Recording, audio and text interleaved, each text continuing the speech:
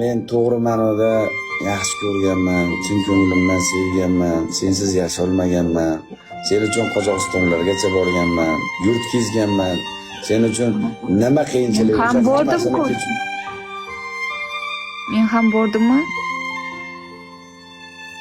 Pulingiz ko'pligini bilib turib, hamma bir bizneslaringiz, mashinalaringiz bor ekanligini bilib turib, siz bilan dakansa yuribmanmi hozir shu pul uchun aytingchi menga. Yoningizda ili ketmay yuribmanmi, sizga osilib yuribmanmi? Agarda pulga qiziqadigan qiziq bo'lsa menga sizning pullaringiz hozir Dubayga borardim, bilasizmi? Menga bu TikTok kerak emas. Yoningizda yotardim даже.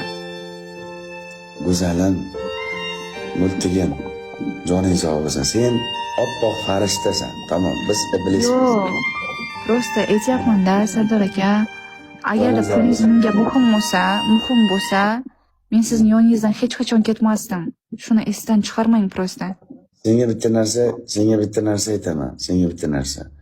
Baxtingni bersin, taxtingni bersin. Omadligi men grazim yo'q. Ko'nglimda zarracha bitta insonga nisbatan yomonligim bo'lsa, men hech kimga hasad qilmayman. Omadingni bersin, gazini bos, o'z erga teg, turmush qur, mashina ol, uy qil, bir nima qil, nima qilsang qil, yaxshi yasha, tamom, men xursand bo'laman. Shu oyda to'yim bo'lsa, tayyormisiz? Ko'rishga? Yo'q, mashina kerak emas, xo'p, mayli, menga hech nima kerak emas. Prosta shu oyda erga tegib ketsam. Joning sog' bo'lsin. Xursand bo'lasizmi men uchun? Xursand bo'laman, ha.